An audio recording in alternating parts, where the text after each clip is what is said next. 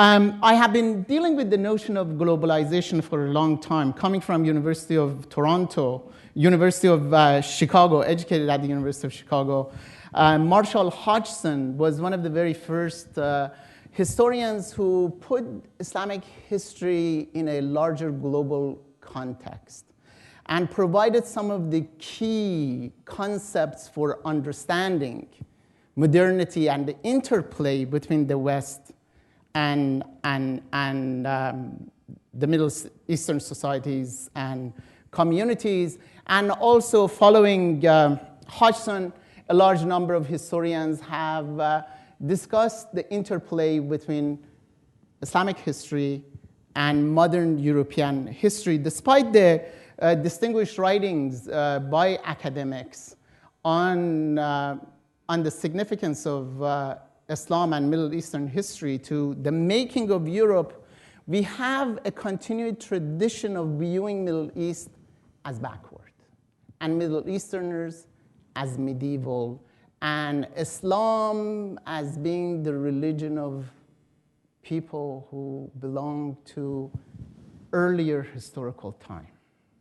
So in a sense, and in much of the writings on Islam, on the Middle East, Middle Eastern history, particularly journalistic writings, Islam has been viewed as a hindrance to the development of modernity. In my own work, I have tried to represent Iranian modernity and Iranian South Asian, what I refer Persianate modernity, in a context of what I refer to as global modernity. My Refashioning Iran, there I argue that the interplay between the East and the West was intense and simultaneous. So in a sense, the Eastern modernity, Iranian, Arab, South Asian modernity was simultaneous with European modernity. Actually, without understanding the East, one cannot understand the West. And then this took me to other areas. I showed this in my book on Refashioning Iran in regards to a large number of historical connections concerning the way in Iran they conceptualized history and the historicity of a particular mode of thinking that emerged. I talked about language. And also one of the issues that was in that book, but I really didn't resolve it, and that resolution of it has become part of my academic challenge, is that what about sciences? If Muslims were so developed, why did they fall so behind in scientific thinking? And in a way of working with this, I have developed a narrative which is part of this contest of faculties in Iran. For those of you who might be familiar with the notion of contest of faculties, you know that this is from a 1798 book by Immanuel Kant, where he talks about the contest between the lower faculties and higher faculties. And the lower faculties included theology, law, and medicine, and the lower faculty was between philosophy. And Christopher Norris in 1985 took the title and engaged with literary criticism. And one of the major criticisms that he had of literary criticism was that it was mainly rhetorical. It didn't pay attention to the underlying mode of thinking. And what I want to do today is take you through some of this underlying mode of thinking concerning Islam that shows that it was actually rather modern. To start, before I get to my own the presentation for today, I want to show a set of images, and these images are part of a talk that is dynamically part of this presentation for tonight, but because of time consideration, I'm not going to talk about it. And the issue that I talk about here with Louis Pasteur is that in the 19th century, Islamic jurisprudence faced a crisis, an epistemological crisis, a deep epistemological crisis. And the deep epistemological crisis had to do with the worldwide shift from miasma theory of contagious diseases like cholera to contaminated water and germ theory. And this germ theory then came to be used to show that the agent of purity within Islamic jurisprudence, clean water, a particular quantity of clean water was supposed to clean all kinds of filth, was actually the agent of death for a lot of cholera. Many people, not only in Iran, but also in India and all the way to Europe and beyond, were dying of cholera. And water, actually clean religious water, was identified as the agent of death. And here you have a scientific explanation which shows that what is religiously pure water, clean water, has so many germs in it.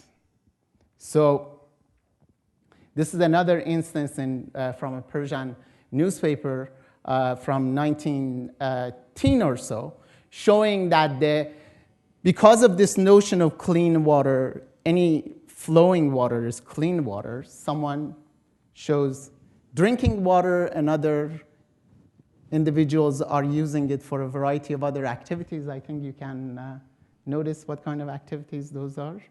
Like the little boy, you see what he's doing. And also hammam, the public baths that were the site for cleansing, cleaning of the body, likewise became identified as the source of a lot of illnesses, as the source for dissemination of cholera. And also the basin in the middle of a lot of Middle Eastern Iranian houses, where it was really a community center, people got together, that water basin became identified as the ultimate cause of illness, because many washing activities, from drinking, washing one's bodies, from washing various kinds of rags with blood on it, and washing the baby's bottom, were part of the activities that happened in this one place. And the notion was that since this water was clean, any kind of activities that you would do, it will not pollute it. So this Pastorian conception of microbiology, a microbiological conception of illness and sickness, created this crisis. And the clerics, who were the source for emulation and a lot of the daily problems having to do with cleansing, people would go to them. After a while, their knowledge became identified as a source of illness. And this challenge then took the clerics, not by surprise, but they faced it rather actually actively. And by 1930s and 40s, Islam was fully retooled. And what we identify as Islam that emerges in Iran, in my view, in late 1930s, early 40s, is the Islam that is in absolute full concord with modern sciences. And actually, the Iranian clerics come to use microbiological arguments and use it from sort of healthy body and begin to apply it to social body that is ill, that needs to be cured. And I just want to show you some of these images that I have of the whole notion of illness was so important that Iran was imagined as a mother nation about to die. And much of the political movements in Iran, ideological movements, had to do with how to cure mother nation. And here you have, this is again from 19 themes on the eve of a little bit actually after the Iranian constitutional revolution, where you see Mother Iran is the old lady lying down, and the daughters of Mother are there, and they are saying, what should we do to cure Mother Nation? And then men of nation, boys and sons of Mother Nation, are snoozing and falling away, are sleeping. Actually, this curing Mother Nation became a way of agitating and creating a kind of Iranian nationalism that became very active. But here you have Mother Iran looking radically different from Mother Iran that is lying down here. This is in middle of 1930s. And Iranian boys also look rather different. As you see, there has been a rapid transformation of everyday life, mode of living. And here's another image where Mother Iran is leading the charge. And these are some images from 1940s where they show that Mother Iran has various kinds of illnesses. Here, the heart, the left part and the right part are not in full concord. And that was at a time that the left and the right in Iran were fighting rather intensely. And then a whole lot of other images that doesn't have to do with the talk today, but I just want to give you a visual understanding of how at the core of this notion of Mother Iran was a medicalized conception of body politic. And many of the Persian terms for contemporary modern politics, beginning with the concept of revolution, inqilab, and then Buhran, which means high fever, meaning crisis, suffocation or khafaqan, and then the very terminologies of political analysis like tashri, tajziyeh, tahlil. These are terms that all dissections and analysis that they have come from medical sciences into political science and understanding of politics. And as I noted earlier, by 1940s, the clerics, Iranian religious scholars, had incorporated modern science in rethinking of Islam.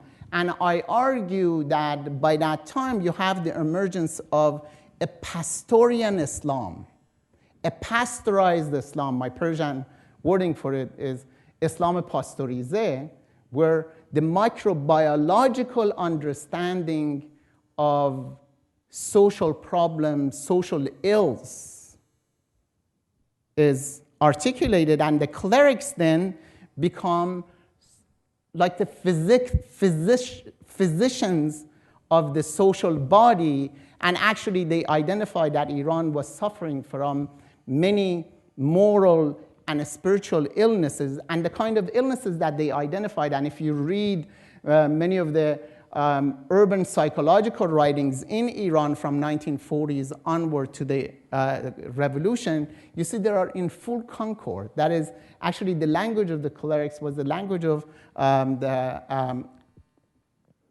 urban psychologists.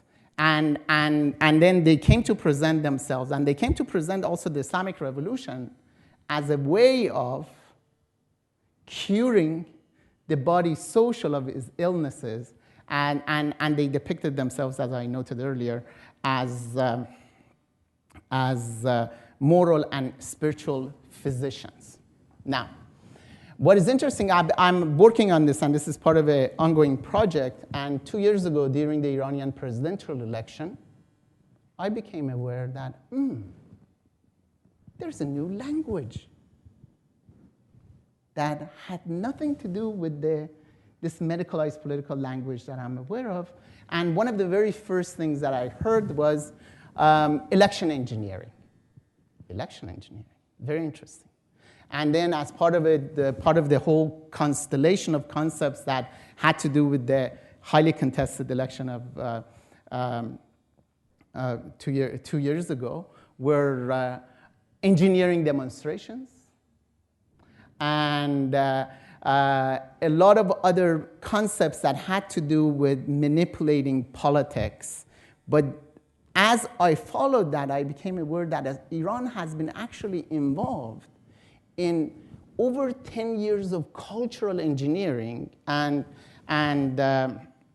there's also a rather distinguished journal published in Iran with the name of Cultural Engineering.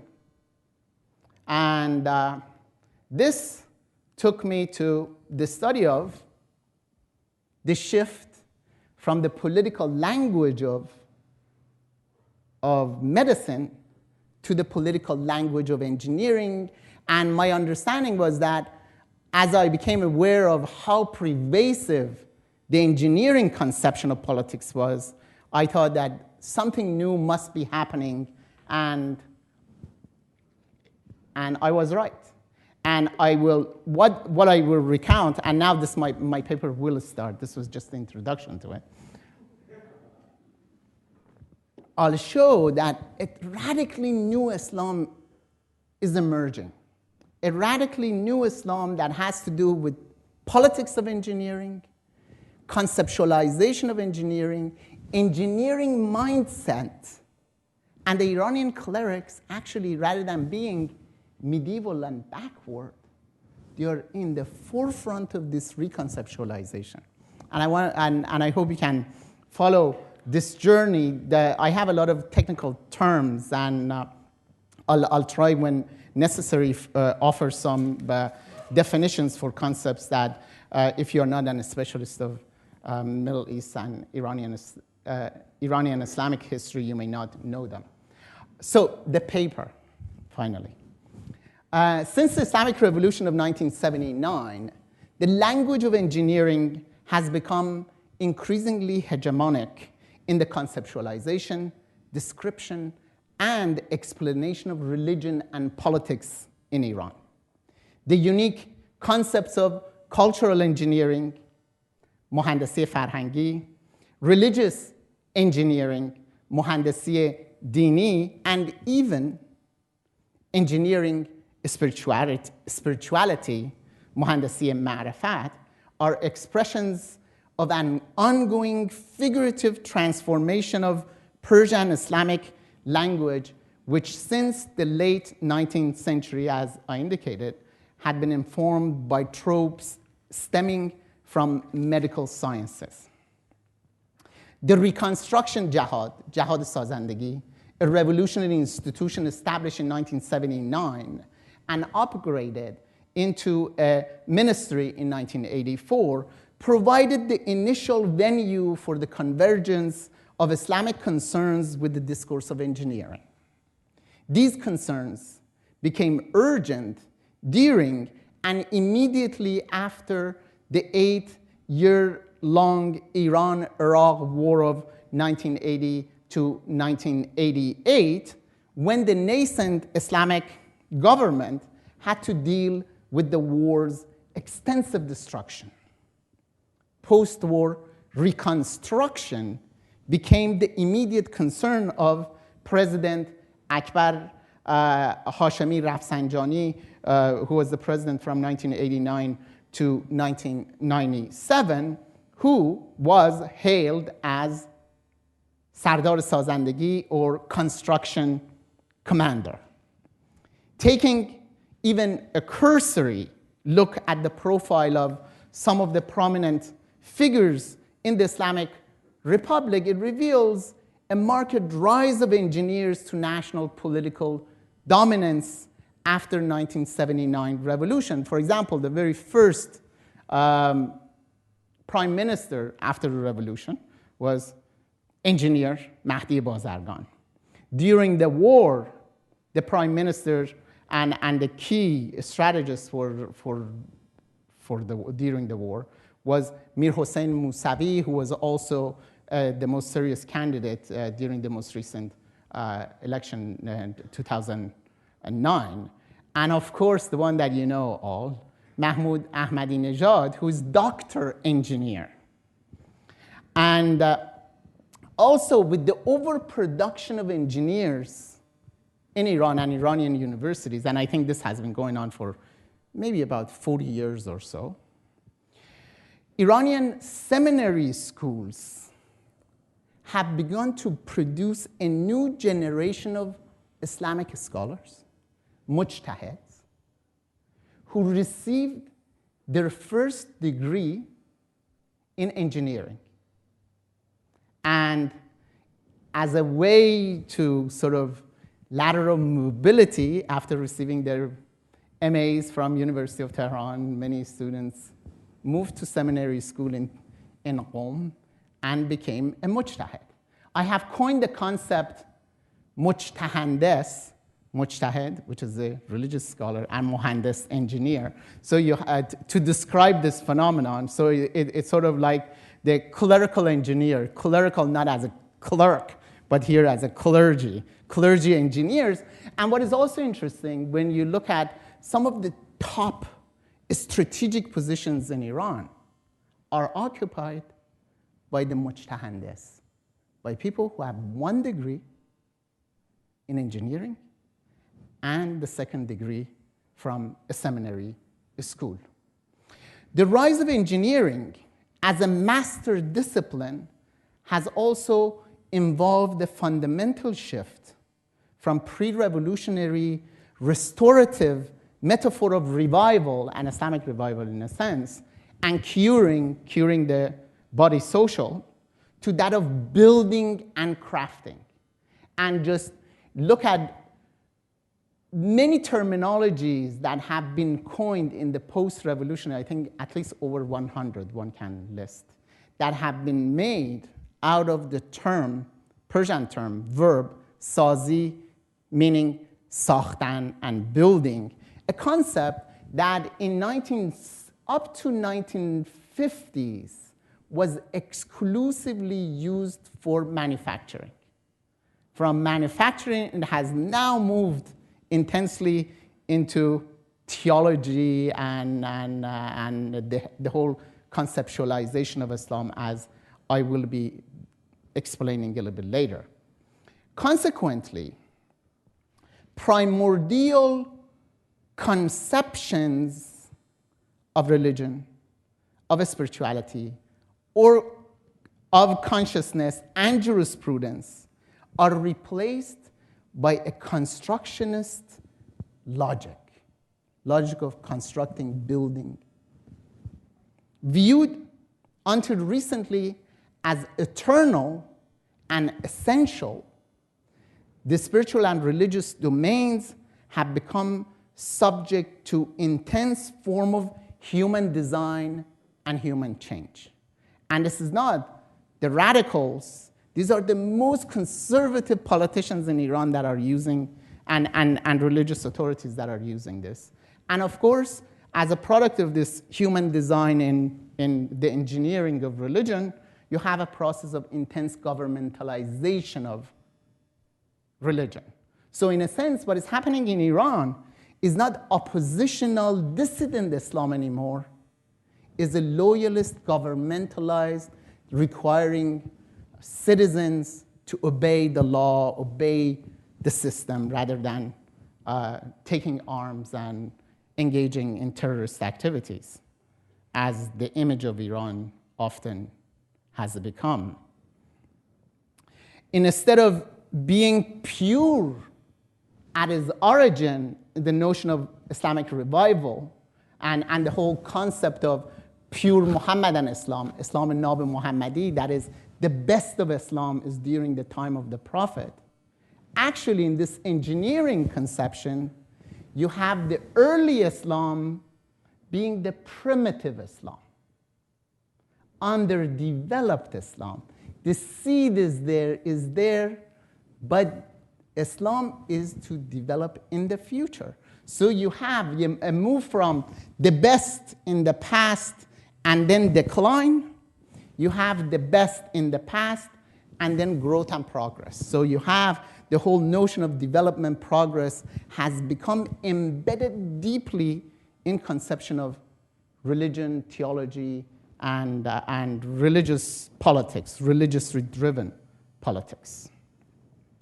The prevalence of engineering and architectural imagination has involved the coupling of Islamic terms with concepts such as geometry, هندسه, drafting, ترسیم, mapping, نقشه, and observation, رصد. A concept that was used until very recently for astronomical observation and observatories, رصدخانه. This concept now has become the everyday use in and meaning sort of field research, observing activities and trying to understand why people are moving this way rather than that way, why they are behaving this way rather than that way. And as I will explain, is a kind of American applied anthropology that has moved into the heart of conservative, state-sponsored Islam of today. Rather than being radically unlike us, they are too much like the American applied anthropology and what I would also view as a kind of positivism. While a few decades ago, it would have been considered a grave religious deviation, bid'at, the fusion of engineering concepts with Shi'i theology and eschatology, eschatology basically meaning the concept of the end of religion, the end of time, and each religion has its own distinctive eschatology, has led to the articulation of novel conceptions such as geometry of theology. Let me see whether I have some of these in a form of posters that I could show you.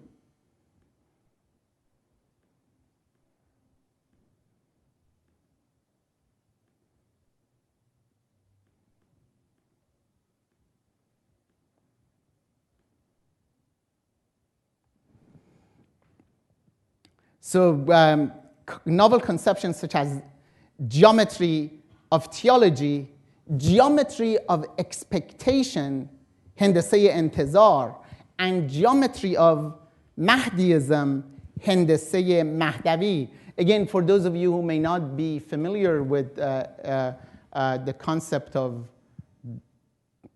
eschatology in Islam, very much like Christianity, the figure of the 12th Imam is supposed to be the Messiah, the Shi'i Muslim Messiah, that initially had disappeared from the world, went into occultation, but during that short period of occultation, the Muslim Messiah, the equivalent of it, Mahdi, was in contact with his representative, and this is between 874 to 941.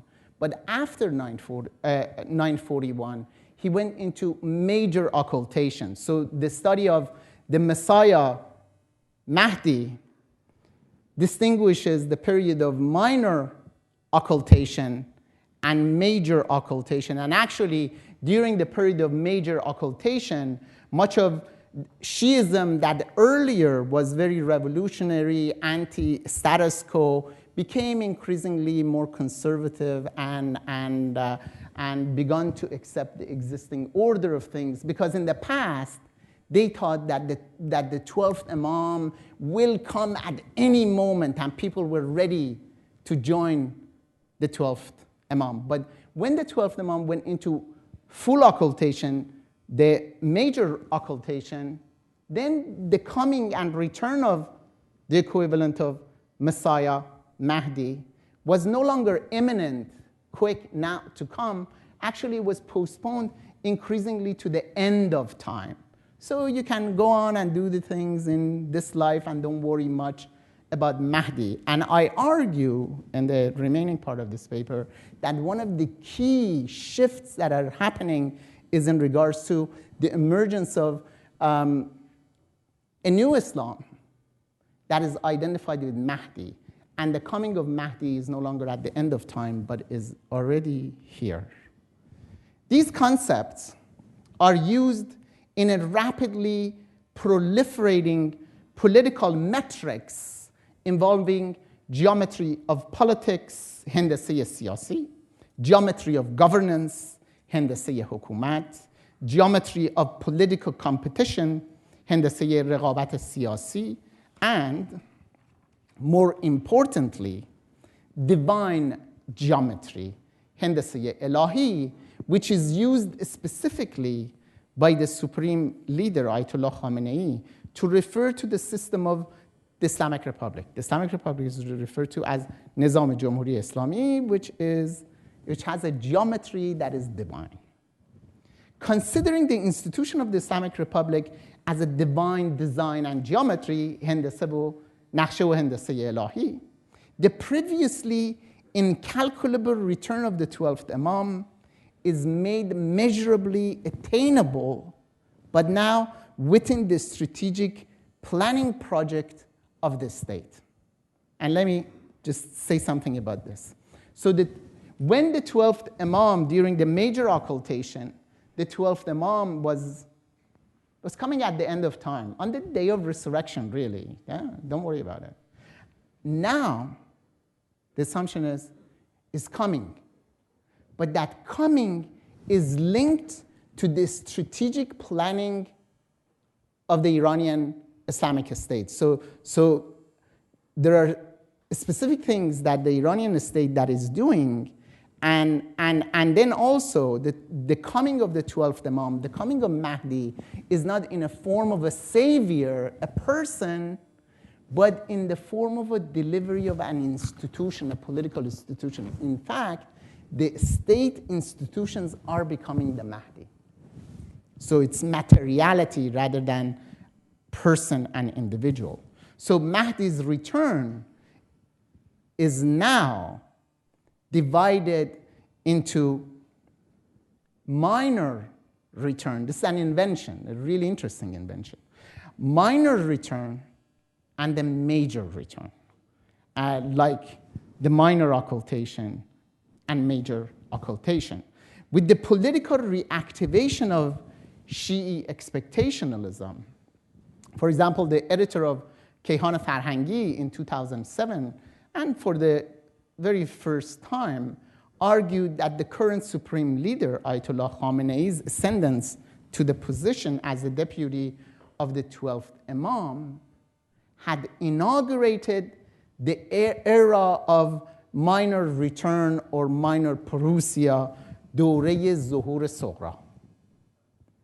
Within this newly formulated futural frame, looking into the future, the leader of the Islamic Republic is hailed as the Imam, as the deputy Mahdi, Naib Mahdi, a title that is more accentuated than those of Ayatollah Khomeini, the leader of the Islamic Revolution.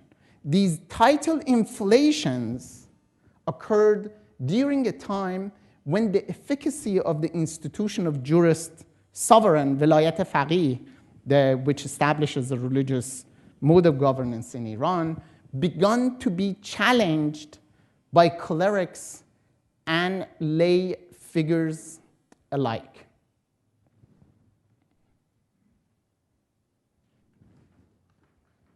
In the name of building a Mahdiist society, they don't refer to it as Islamic society anymore, Mahdiist society.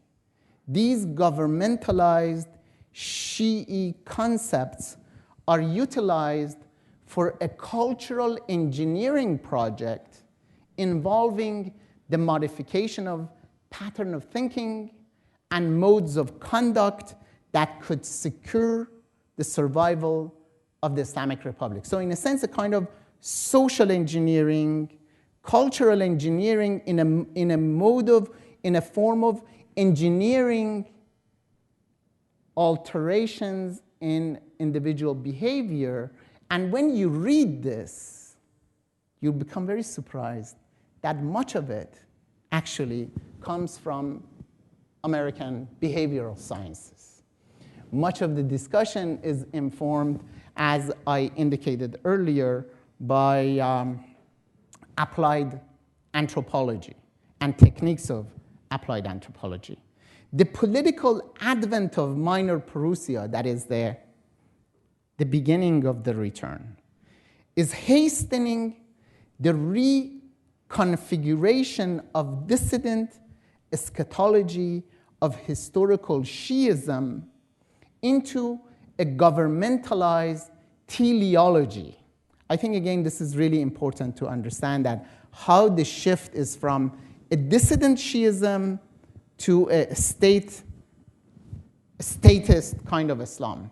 In the emerging Mahdiist political discourse, there is a conscious shift from the populist, revivalist desire for pristine Muhammadan Islam, or the Alawi Islam, Islam that is identified with the third Shia Imam Hussein, to a state-steered cultural engineering for the building of a Mahdiist individual and utopia, which is referred to as Aram Shahr Mahdi. I wish we had time to translate some of this for you.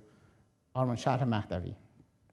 The reactivation of the Mahdi as the pivotal component of the Islamic State's strategic vision has hastened the emergence of a wide range of expectationalist cultural activities, ranging from the celebration of Mahdi's birthday on the 15th of Shaban to popular visitation to a well in Qom where you can petition the 12th Imam, and also to propagandist measures of leaving vacant a seat during the President Ahmadinejad's cabinet meeting. So when you go, there is always a seat empty, and that empty seat is the seat of the 12th Imam, presides over. And I've heard a number of stories when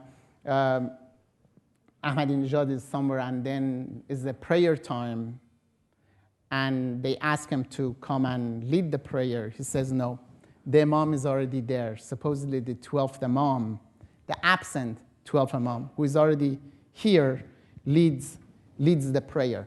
In addition to these, also Iranian state has developed a set of policies, and the most interesting of them is what is referred to cultural supplements, پیوست‌های فرهنگی, which is intended to increase the spaces of religious sociability in industrial sites, industrial complexes, and also in new building complexes that are larger scale building complexes that are built. For example, if you want to build a tower in downtown Tehran, they ask you for a lot of requirements for water, for parking, for green space, and everything else.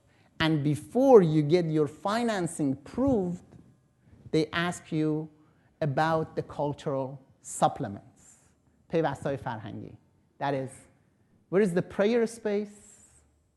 Where is the Basij, the mobilization forces space? And then what is the plan?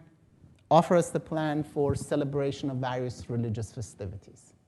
The argument underlying this is that much of the buildings, developmental buildings, actually leads to secularization of values. How do you counter it? The way to encounter it is to embed in the planning project the creation of these religious sites. The reorientation of Shiism from the past to the future is intended to displace this dissident Shi'i subjectivity with the loyalist commitment to jurist sovereign, Wali Faqih, and the Islamic Republic. This paradigmatic displacement is best expressed through a recent chant by the orator Haj Hossein Karimi, who redefined Hussein and Karbala, the embodiments of dissident Shiism, as obedience to the leader of the Islamic Republic. Before I proceed, I want to just describe something about the Hussein, the person of Hussein and Karbala. Hussein is the martyred Imam. And the martyred Imam, supposedly historically, in a battle known as the Battle of Karbala in 680, Hussein becomes martyred.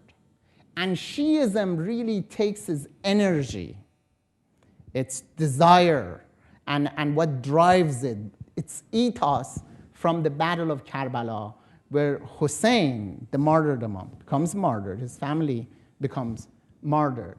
And then the search for justice becomes the core value of Shiism.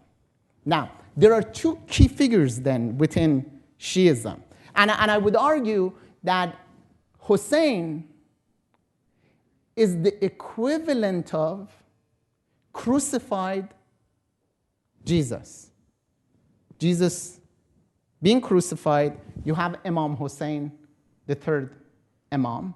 And the Good Friday is the equivalent of 10th of Muharram, where Hussein becomes murdered.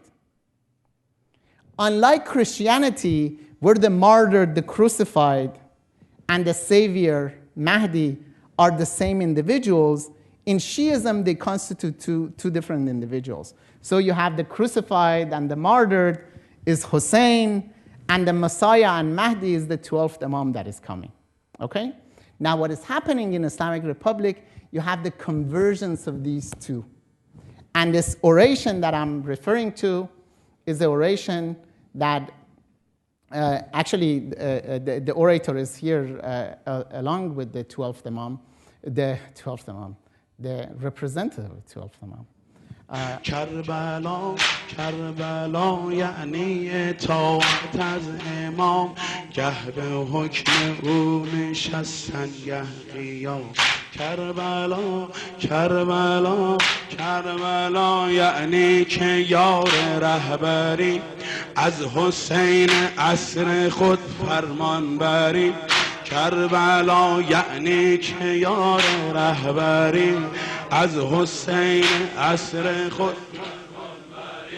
کربلا یعنی تهب. Okay, here in this saying, in this recitation, it says Karbala means obeying the Imam. Imam has a double meaning here, both the 12th and the representative of the 12th Imam, which is Ayatollah Khamenei. Reclining at his order and uprising at other times, as the Imam tells you, that is Imam Khamenei here. So it's not you as a Muslim, as a Shia, decide on your own what to do and to revolt. You revolt when you're told. Karbala means that you are a devotee of the leader and you are the command carrier of the Hussein of your time. It's here that I say, for the first time, you have the converging of the crucified Imam, the martyred Imam, Hussein, and Mahdi, the 12th Imam, into one figure, very much similar to crucifixion of Jesus and the Messiah, that is Jesus, is happening in the Islamic Republic. And this redefinition has become more urgent with the fracturing of the Islamic Republic since the last election into green and sovereign camps. Actually, you have two radically different modalities of Islam are emerging. And my argument also is that both modality have engineering at the core of their mode of thinking. Whereas the Greens emphasize popular sovereignty and electability of all officials by citizens, the Mahdiist camp emphasizes the citizens' obligation to follow the commands of the jurist sovereign, Wali Faqih. In the days immediately after the June 12th election, presidential election, this development found its expression in the protesters' inquiry of, where's my vote, Rai Manku, and the leaders' command that the election was clean and fair. Now, in view of an increasingly restive population, The project of cultural engineering that I told you that really began in late, around 1997 or 8, is now increasingly put in the context of a master narrative of clash of civilizations. Actually, one key text in the political strategy of Iran is the clash of civilization by, what was the guy's name? Huntington, Samuel Huntington. That clash of civilization actually informs Iranians and Iranian Islamic regime, and also the whole concept of the end of history. But they turn it around and say that the clash of civilization is taking place. Western civilization's history is coming to an end, and Western rationality, its time of hegemony, is coming to an end, and a new rationality, a new universal rationality is emerging that has its foundation in Islam.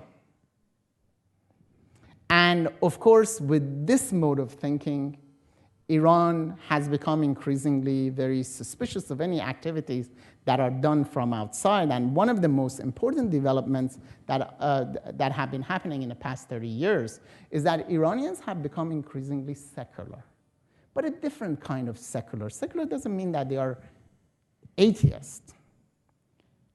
They may be, in their private lives, private beliefs, very religious, do their prayers, do their other obligations, but they are increasingly suspicious of the intervention of religion in politics. And actually, this is a distinctive development in Iran, a different kind of secularism that has started in people's houses and increasingly is coming into public. And my argument concerning the developments in Egypt and beyond is that actually they are fully in concord with developments in Iran, that you may have religiosity, that religiosity is no longer, until 1979 in Iran, that they wanted to establish a Shari'i form of government. In a way, the conception of Islam has become much more sophisticated. It's not a Sharia-centered and Sharia-based. So I want to just say a few things about this cultural engineering project in Iran, and then end my talk and have a conversation about what I have said.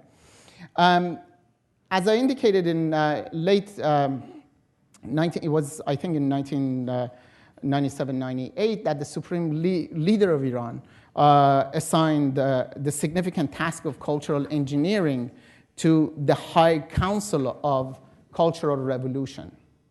Dubbed as the command room of the country's culture, the High Council was also mandated to prepare the country's cultural engineering map and to watchguard its cultural spaces. And because of this, Iran has developed a lot of internet revolutionary guards that guard sort of what is disseminated in Iran in the form of emails and online activities. According to the Secretary of the High Council, Mohammad Reza Mukhtar Desfouli, the task of cultural engineering involved the reshaping of individuals' subjectivity, identity, and behavior, a process that was deemed necessary for the durability of the Islamic Republic. A verifiable outcome of this process of engineering of cultural norms was expressed in a simple formula by Hujjatul Islam Keshvari. And the formula is to increase the ratio of the velocity to obey over the velocity to revolt. افزایش نرخ شتاب طاعت بر نرخ شتاب طغیان. So in a sense, what the Islamic Republic of Iran is doing is the very same thing that Mubarak is thinking about. How can you get the population to obey rather than the revolts? How can, for example, I think all other states are concerned about that. How do you get your population to obey, and obey at their own velocity? And this has involved really some of the most interesting developments in Iran. And one of the issues that has moved in the forefront of this discussion in this Journal of Cultural Engineering is that how you could promote religious values through commodification, rather than having the state forcing Iranian women to wear the hijab, to wear the headscarf.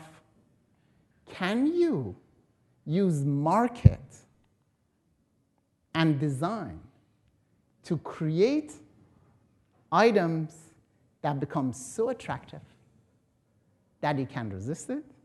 It becomes so attractive that you want to wear it on your own. So in a sense, the whole notion of advertising studies, fashion study, and Islamic studies are coming interestingly together in these regards. So the other tendency that I talked about, and this is the part about contest of faculties, has to do that universities also become a site for political struggle and political battles, but not in the name of politics, but in different forms and different shape. For those of you who might be familiar with the rise of positivism and the form of objectivist mode of thinking in many of the universities in Europe and the United States, you see that sometimes it was linked to war, particularly the Cold War, created a kind of objectivist social science and humanities. And likewise, Iranian universities today have become a site of the contest, very much like the way Kant in this essay of Contest of Faculties talked about it, between philosophy and sociology, theology and philosophy, theology and humanities, various forms of humanities.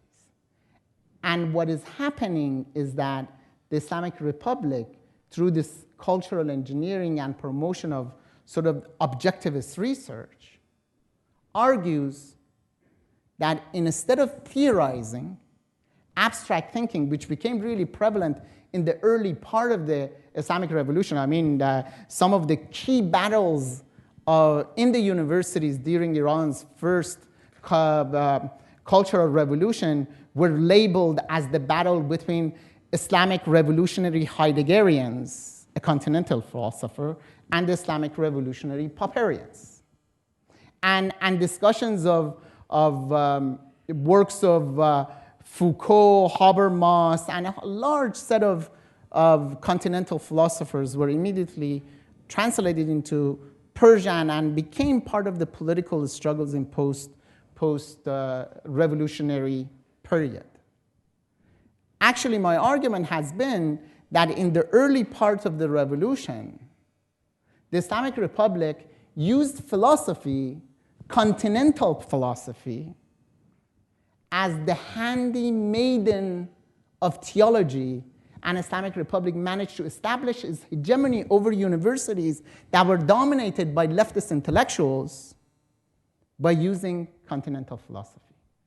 And now continental philosophy has become so deeply embedded in theological conceptions in Iranian seminary schools that actually it has created a liability.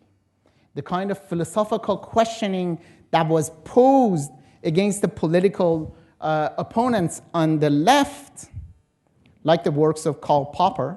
Popper was really intensely debated in Iran, and it continues to be highly fractious kind of a figure in political discussions in Iran. Now they have begun to move away from abstract theorizing, and they say, identify the problem, solve the problem. If you're a sociologist, you're applying for a grant, you have to identify the problem and seek to solve it. If you do that, you get funding. If you're an anthropologist, particularly urban anthropologist, go and identify urban problems, seek to resolve them, ways of resolving them, offer ways of resolving them, you get grants. But if you want to do abstract thinking, very much like Cold War debates within the universities in the United States and in Europe, you don't get any funding. Actually, another part of it, a way to bring it home, is how much of social science and humanities are driven by corporate concerns. Those who do get funding, they get funding because they do research that helps corporations in a way or another. And most colleagues who do get the funding, humanities people don't get those kind of funding. Big funding, corporate funding, usually goes to sciences, to medicine, because it has applied implication. It has a quick implication. So you have a kind of corporatization of science happening in Iranian universities. And the key concern is the promotion and maintenance of the Islamic Republic. And addressing, for example, in Iran, prostitution has become rather prevalent. Why has it happened? How do you resolve it? Unemployment, or the youth have become increasingly, rather than becoming increasingly more religious, it appears that they don't obey with religious laws and regulations the way the clerics are recommending, and they want to see how do you modify that? How can you modify the rebellious youth? And thus the humanities battle, the contest of faculties, has to do with a modification that secures the maintenance of the Islamic Republic. So if we go back to the beginning of my lecture, I argued that in the 19th century, a kind of pasteurized Islam emerges, and the kind of paradigmatic crisis or epistemological crisis in Islam that emerged had to do with the shift, scientific shift, from miasma theory of contagious diseases to a microbiological, and this, rather than disabling the clerics, actually enabled what has become known as political Islam. Political Islam is actually a Pastorian Islam, Louis Pasteur, and microbiological conception, because often the illnesses, the sicknesses, the things that Islam is supposed to fight against are germs that have penetrated body politic. And these germs often have a moral and spiritual components. As I argued also in the course of the making of the Iranian Revolution, the Iranian clerics came to define the body social as morally ill, and they depicted themselves as moral physician. But after the revolution, this medical science model of Islam was abandoned in the favor of an engineering Islam. And the engineering Islam is really about how to build a new Islam that looks into the future, a shift from Islam that focused on the martyrdom and the seeking of justice, and Islam that was really dissident Islam, to a corporate Islam, Islam that is highly statist and is increasingly identifying with the Mahdi, the 12th Imam. And again, what I argued was the 12th Imam is no longer a person coming. The savior is not a person, but the state institution. As the state institutions develop, they become the manifestation of the Mahdi, the Messiah, the savior. The savior becomes the state.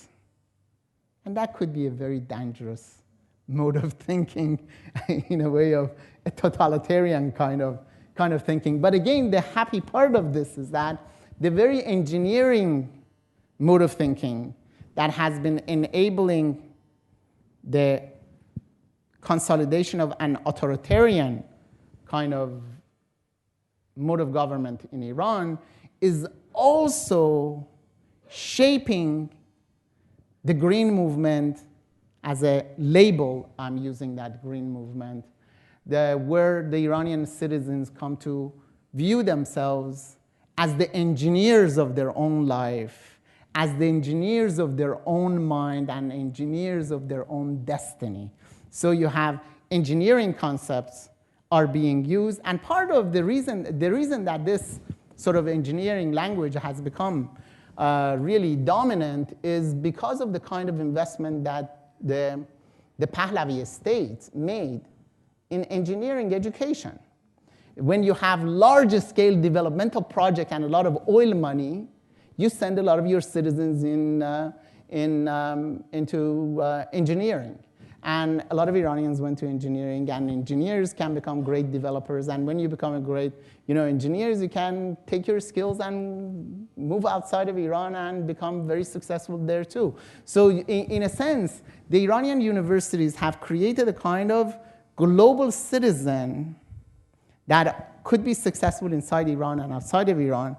And the very politics of the language of engineering that is being used by clerics are also used by Iranian citizens to empower them. But the point that I'm not bringing to the core is that actually this engineering process, this cultural engineering, religious engineering, mind engineering, and spiritual engineering is deeply secularizing Islam.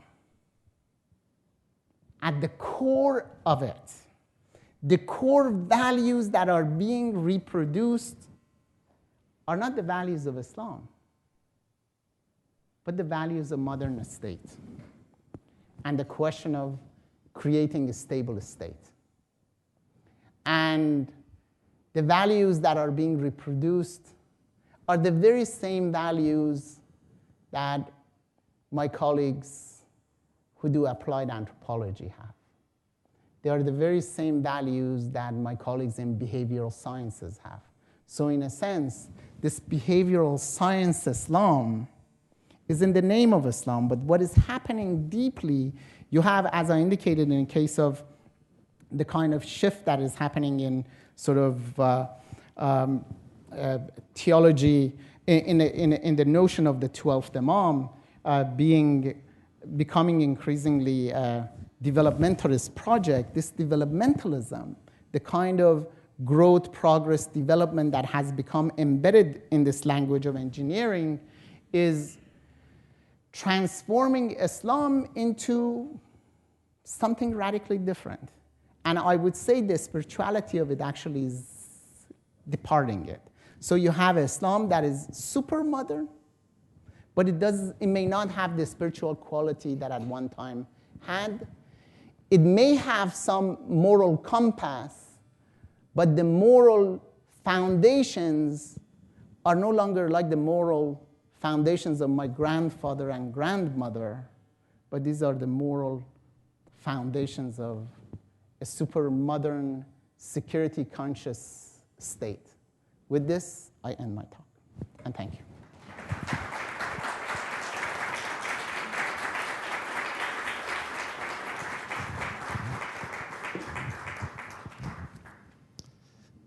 Thank you. I think we have time for questions. Yeah. I'm going to take this mic around, if that's okay, and we're going to just pass it around. And if you have a question, just put your hand up, and I'll try to keep people in order as best I can. So, questions?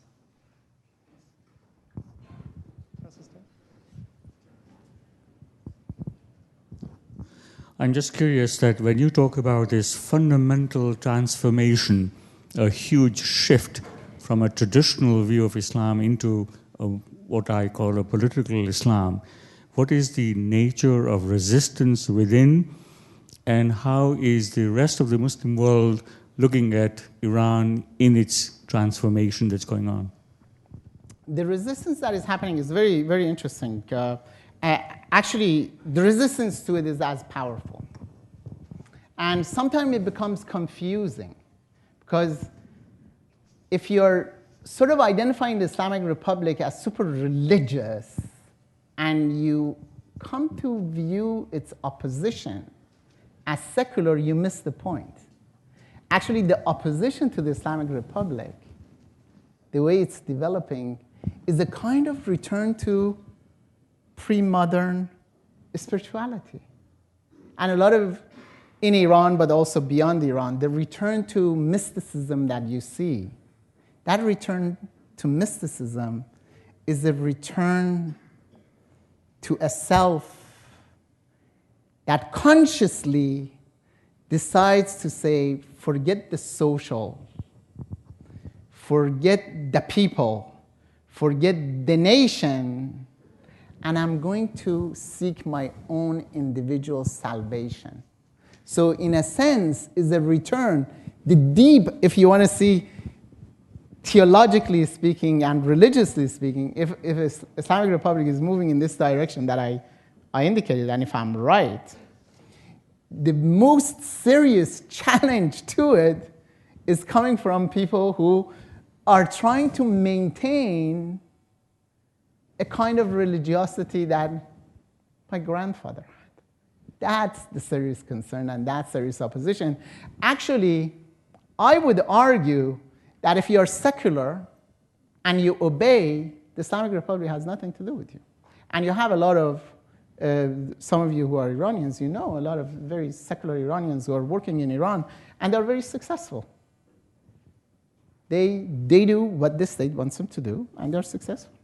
But if you challenge it on its own very foundation, if you become a Hussein sort of kind of Shia Muslim who is committed to social justice and is committed to a kind of agenda that cannot be reduced to obeying of the state, so that's my point. I don't know whether it answered your question satisfactorily. Yes, sir. Yeah, thank you very much for sharing your knowledge. Yeah, I want to continue. I think there's still more you can talk about resistance, but my issue is, what role do women play in secularizing Islam? Because I work at Simon Fraser University, and we get a lot of PhD students from Iran, and they are women, and that is mind-boggling for a lot of men. So can you explain what role do women play in what you are saying? Thanks. Well, women are in the forefront of the radical transformations that are happening in Iran. And I think and women are on all sides. Actually, what I was surprised to find out, the most committed writings to this engineering, cultural engineering project were women writers. And of course, there are secular, anti-Islamic Republic activists too. Women have entered Iranian universities in an unprecedented fashion. The statistics keeps on changing, but over 50% of admissions to universities, Iranian women increasingly are constitute more than 50% of the university students and graduates, and they are moving into the heart of society in many of the state institutions, offices, even in factories, they are there. And of course, there are modes that they obey. And at the same time, you have the most, the women's movement in Iran is probably amongst the most sophisticated. It doesn't have a leadership, and actually the kind of leadership that it doesn't have is part of its advantage. And Iranian women educated in Iran can come to Vancouver and don't need too much adjustment, because the kind of education that they have got makes them really ready to, they have become global citizens. They resist the Islamic Republic, and if I had time, I would show you some of the some of Iranian fashion police and the encounters that takes place between the fashion police and women who want to engineer their own fashion. You know, the short, I think they are in the very forefront, but they are on all sides. It's not that women are for liberation and men are not. Yes, sir.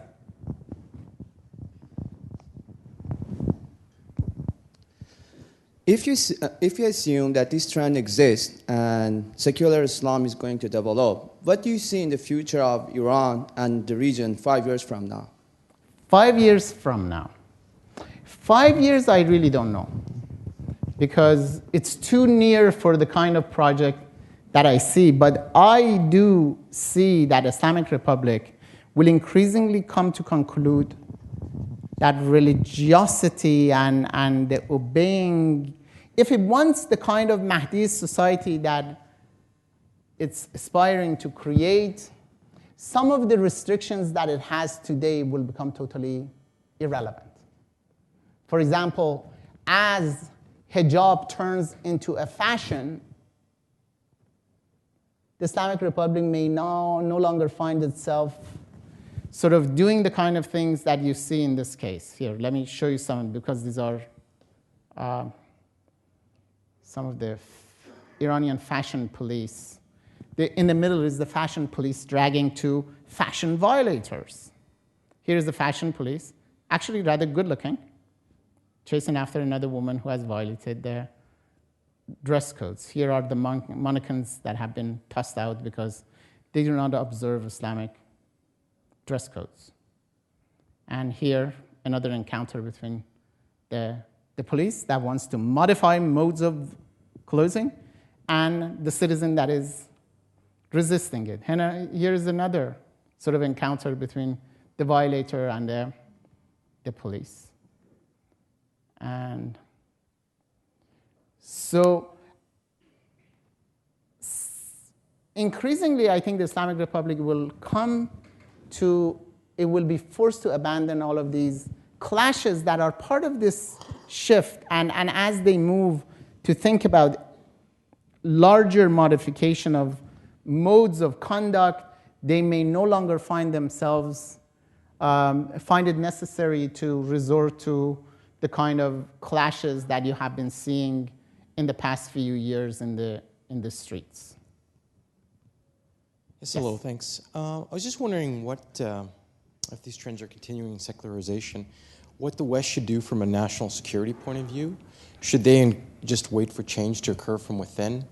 Or should they encourage subversion and change? Or I didn't follow the first part of your question. I was just wondering, like from a national security point of view from the West, particularly from the United States, if this secular change is happening, how should they approach it? Should they encourage it? Should they encourage more political dialogue, or should they, you know, because it's in the West's best interest, especially in Americans' interests, right, to, you know, not have a state or republic that is sponsoring terrorism and things of that nature, right? So I'm just looking at it how the West should look at it from a national security point of view. If I'm right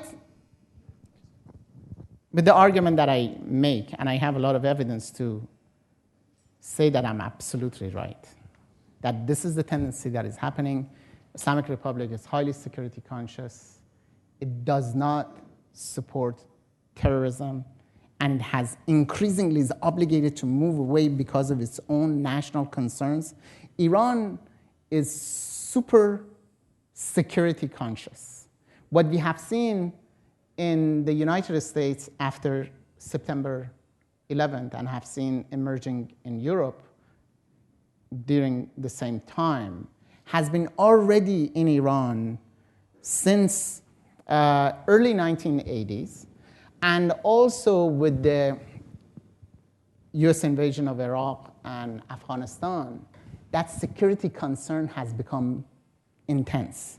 So they are really focused on their own population and maintaining social order within. Iran used to support a lot of terrorist activities outside of Iran. My understanding is that the ideas that we get about Iran sponsoring terrorism may not be what is happening today, but is leftover from earlier times. But more importantly, I think any change that has to happen in Iran is already happening. I think since the Iranian Revolution, you have seen the post-election protests were amazing. Over 80% of Iranians participated in the presidential election. You can't see that anywhere else. And people were very intense about the kind of destiny that they wanted to engineer for themselves.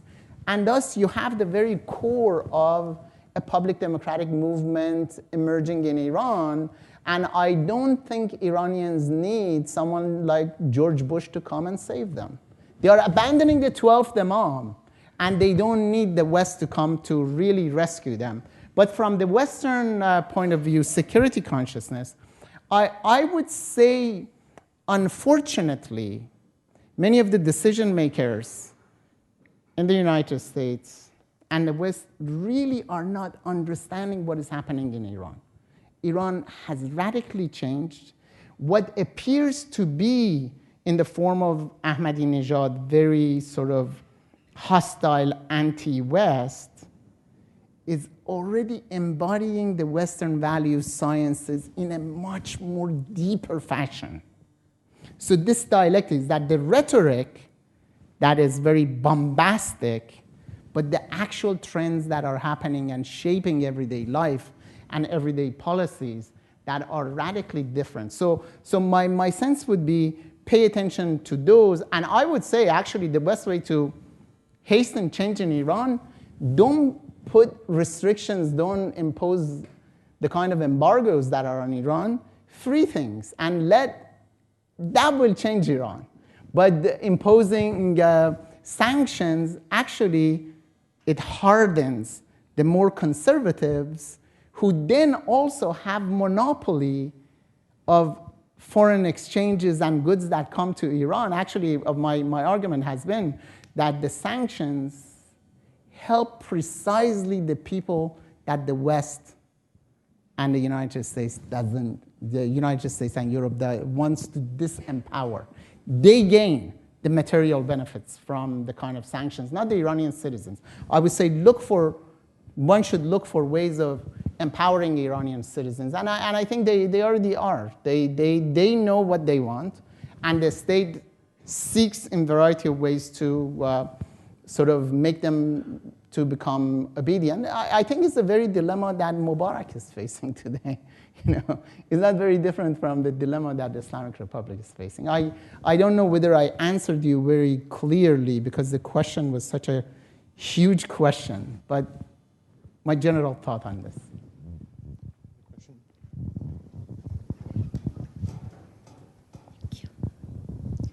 Hi. I have some comments and a question.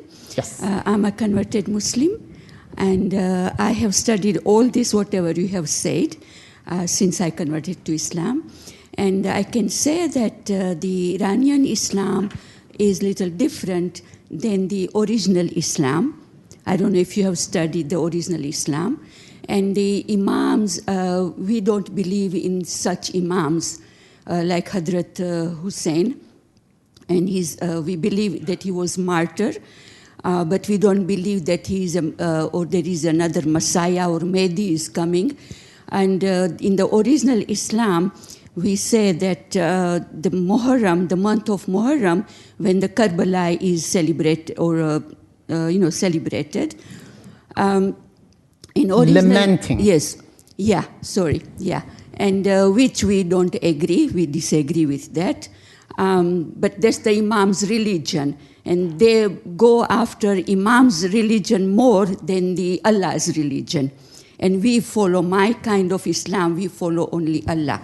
Now the thing is that in the Muharram, the New Year, the Karbala Day is, they say that, also they say that Messiah, Mahdi is going to come or whatever. We don't believe that. We believe that Jesus alayhi salam, he is returning back. And before him, there will be Antichrist, that who will lead people to different kind of Christianity. So my question is, and by the way, the 10th of Ashura, that is the Karbala Day, but in original Islam, that is the day, 10th of Ashura, Prophet Muhammad said that is the day when Prophet Moses salam, when he delivered the people of Egypt, the king in King Pharaoh's time, when he delivered and God gave him the success in that, and that is the day the Jewish people and the Israelis, they were fasting one day. So Prophet Muhammad said that you fast 2 days on that day because Moses salam is more closer to us and he's like a brother to all the prophets. So we fast on that day for 2 days.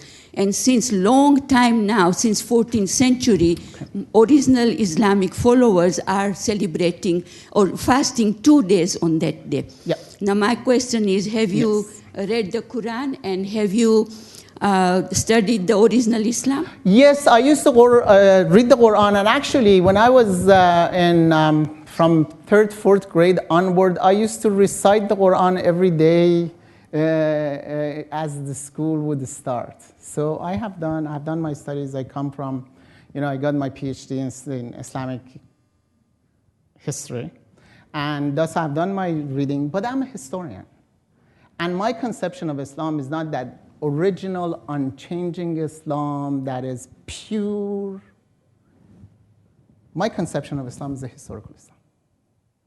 To understand Muslims today and the mode of thinking, one has to abandon this notion of pure origin and today. So my sense is that historical conditions change and alter religious views and opinions. Religiosity may be there, spirituality is still there, but the mode of spirituality today is very much different from the mode of spirituality 50 years ago, 100 years ago, 1,000 years ago. So in a sense, my conception and the kind of argument that I gave is not the argument of whose Islam is right. I'm arguing that Iranian clerics who view themselves as the true interpreters of Islam are actually radically transforming it, and that radical transformation, rather than leading to increased spirituality, is emptying it, actually is secularizing Islam. They are as true in their briefs that you are. And I have my Islam maybe very different from yours. Mine is more historical, and I have a kind of tolerance that I see that there are competing modalities of being a Muslim. And respecting that complexity, I think, is the most important thing, rather than I come and say mine is the true one and you're false.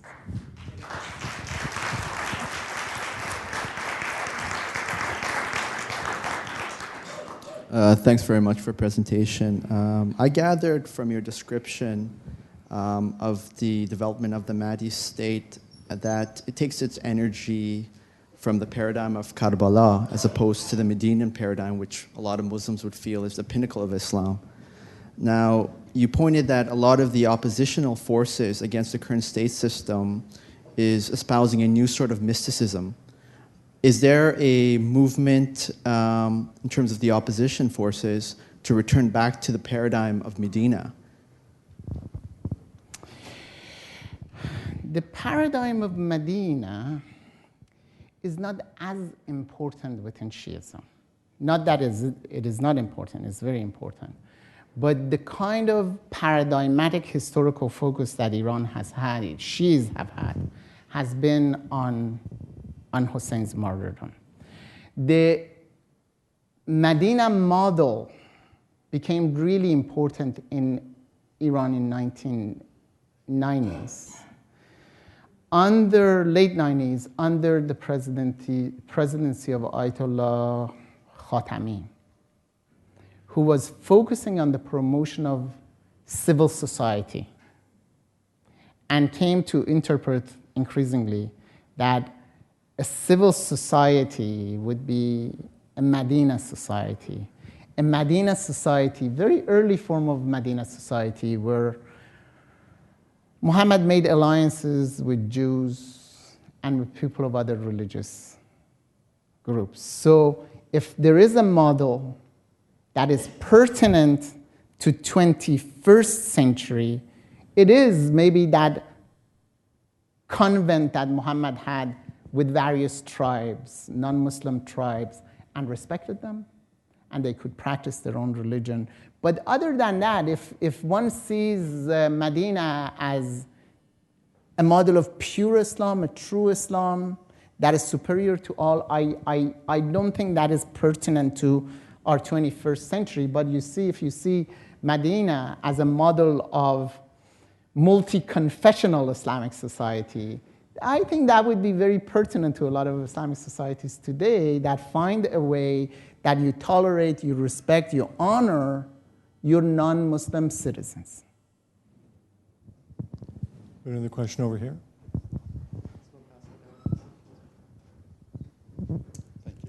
Thank you. If you allow me, 2 questions and a comment. Please. Question number 1, following up on what someone else had asked regarding security or strategy of the West. Would you extend that also to Israel, that the state of Israel doesn't need to be concerned about the Islamic Republic?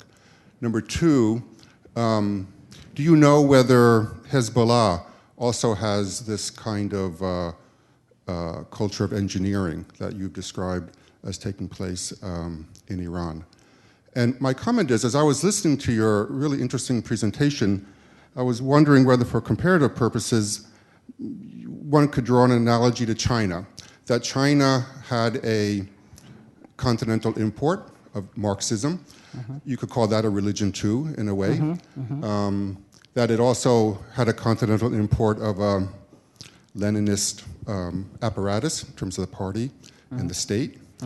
That the founders of the People's Republic of China were educators, or they studied philosophy, but the later generations of leaders were all engineers. The big projects, development projects, like the Three Gorges Dam, right? These were promoted by engineers, water engineers, electrical engineers. And so this kind of culture of engineering also today in China is very strong, and that the religious aspect of the origins of China, meaning the ideology, has also, or is also, disappearing, and instead you have this culture of engineering. And of course, like any unelected government, they need to be concerned, and they are concerned about the velocity of obeying over the velocity of revolt. That is true. Well, I think the comparison that you make between Iran and China to some extent is right. That is, you have two intensely ideological states that are being radically transformed through the kind of ideology that they have had. Actually, the kind of resistance to the Islamic ideology that is emerging has similarities to the kind of anti-ideological tendencies emerging in China, but also in the Soviet Union and Eastern Bloc states. That is, ideology, it is a tool of cohesion, but that tool of cohesion, since we are human beings, and by nature, I like to disobey, and by nature, all human beings want to do things that are good for themselves. So it creates a kind of dynamic. And I think those dynamism, not only concerning China, but I would say also concerning Soviet Union and Iran, there are similarities. And in a sense, ideological cohesion will not last long. Cultural engineering projects are important. As I indicated, I have become increasingly surprised that Iranians who write, particularly in this Journal of Cultural Engineering, absolutely rely on American writers, American cultural anthropologists from, Margaret Mead, one of them. I mean, Margaret Mead, that people read Margaret Mead probably more than they read the Quran, when they want to do these cultural engineering. So, but that opposition is embedded through that process of seeking to bring cohesion. But concerning Israel and security concerns, I would say that for Iran, Israel is not really a threat. It's an ideological boogeyman. And I would also say that for Israel, Iran serves as a very good way to turn to its Arab neighbors and say that state is dangerous. I am your friend. So I think it has a very important political function of breaking a kind of alliance that Iran saw itself as creating alliance with the Arab states through Islam. That has miserably failed. Israel is going through a different, through security, through nuclear power, tells the Arab states, and I think Israel has been rather successful, that getting Arab states to become less worried about Israel, but more worried about nuclear Iran. But if, speaking comparatively and speaking historically, I would say that Israel has never posed a threat to Iran, and Iranian states have been, until the beginning of the revolution, close allies with Israel. And Israel actually, during Iran-Iraq war, Israel supplied Iran handsomely with weapons that it needed. So that alliance, despite ideological hostility, continued. And I'm hoping that with the hopeful signs that we see emerging in Tunisia and in Egypt and beyond, some of these ideological barriers will be moved. And one way to really move it is for Israel to address very courageously the Palestinian problem. That must be, if you really want to disable Islamism, Islamic fundamentalism, resolve the Arab-Israeli conflict, and believe me, I am so certain of this, that the kind of universality, that connection that Islamic movements have had beyond national states will wither away. That's my humble opinion on this issue. I think we have time for maybe one or two more questions. Yes, please. Thank you for a very interesting presentation. So my question is on one of your latest comments about Iran trying to make alliances with the Arab world, and you said it's failed miserably. Why you think is that the reason? It has, because the Arab states increasingly have become worried about Iran's nuclear power. The Arab states are increasingly hostile, are intensely hostile toward Iran, but the Arab streets may not be.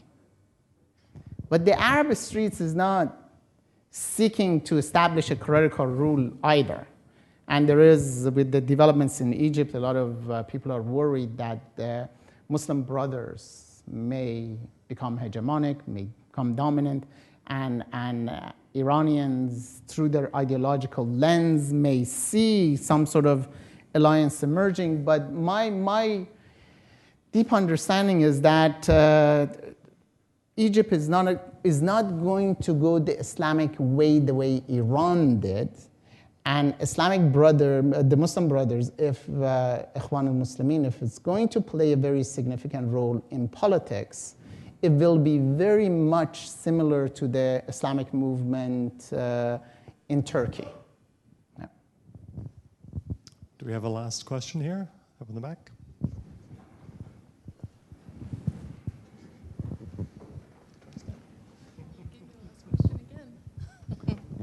Thank you so much for coming and speaking to us tonight. We appreciate you being here. It was a very enjoyable lecture.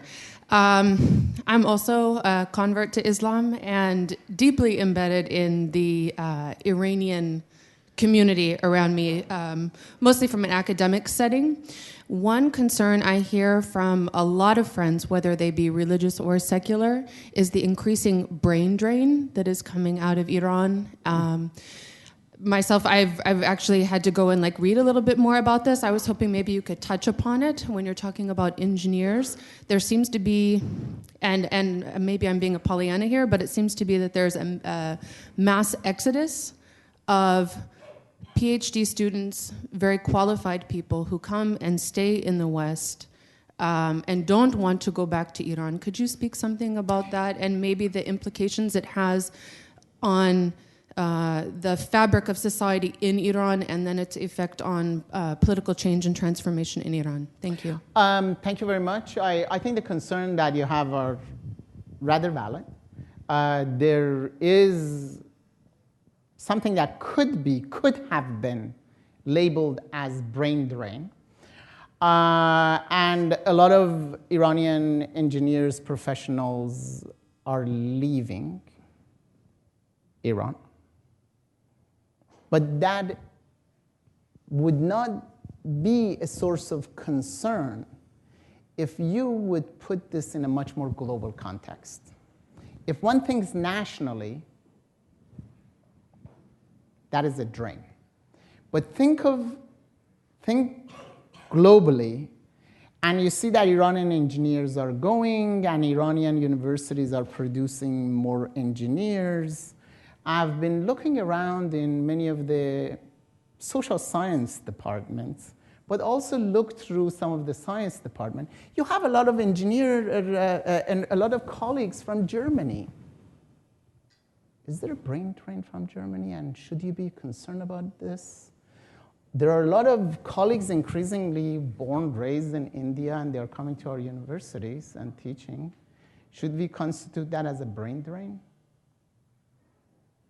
There may be a temporary brain drain, but I think these countries like Iran, because of the infrastructure, educational infrastructure that they have developed, it overproduces engineers.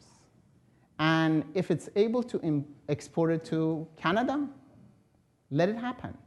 But then the question, which I have, it's historical, is that these drains are cyclical, and they're U-turn. You go out and you return. A lot of people escaped China. They're back there investing. A lot of people left Soviet Union. They are there investing, and they're taking charge of a lot of things. There were a lot of Italians, a lot of Eastern Europeans who left in 1950s and 60s, and a lot of them are back home. And home is now no longer in one place, but multiple individuals have become increasingly global. So in a sense, you're here, you're there, you re-educate yourself here, you develop skills here, and then you go back, you bring your skills here and serve, but things happen. So if you put it in that global context, as I do, I wouldn't be much concerned. I'm concerned that we have a lot of Iranian students applying to our PhD programs, and we are not even able to admit one of them because we don't the university is broken, doesn't have enough money to sort of sustain graduate students. But otherwise, I wouldn't be that concerned. Okay.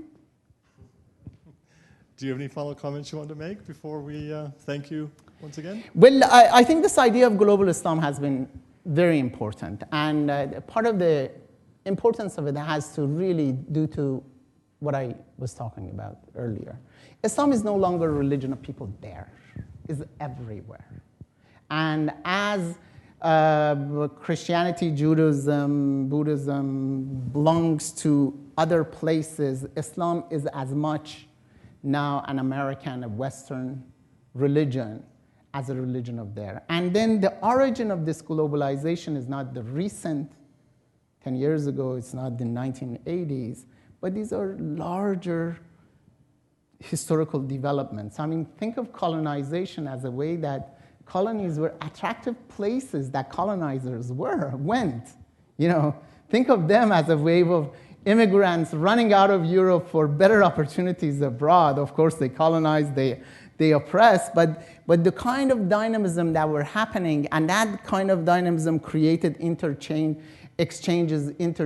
between various faiths, between knowledge, and the kind of hybridization of cultures and civilizations that happened, I would say, in the beginning of modernity in the 16th century, but one can go already much earlier. One should no longer territorialize Islam, East-West Islam. As you don't East-West, you don't say Eastern Christianity. I mean, we do have something called Eastern Christianity and Western Christianity because it's a distinctive part of a historical development of Christianity. But Christianity, when we think of it, we don't territorialize it. I think it's a welcome development that we no longer, we now find it difficult to territorialize Islam because we have as many Muslims in the West, in societies, Christian, than you have them in Muslim societies. And this sort of exchange of population, exchange of cultures, religious traditions, I think the very positive part of our globalizing world, and I hope to see this boogeyman terrorist Islam increasingly moves out of the political scene, and I also hope that the fundamentalist political Islamic vision increasingly is displaced by a more sophisticated and more humanist and human rights-oriented, empowering women kind of Islam that, we see in some parts developing. So, thank you. Appreciate it. Thank you.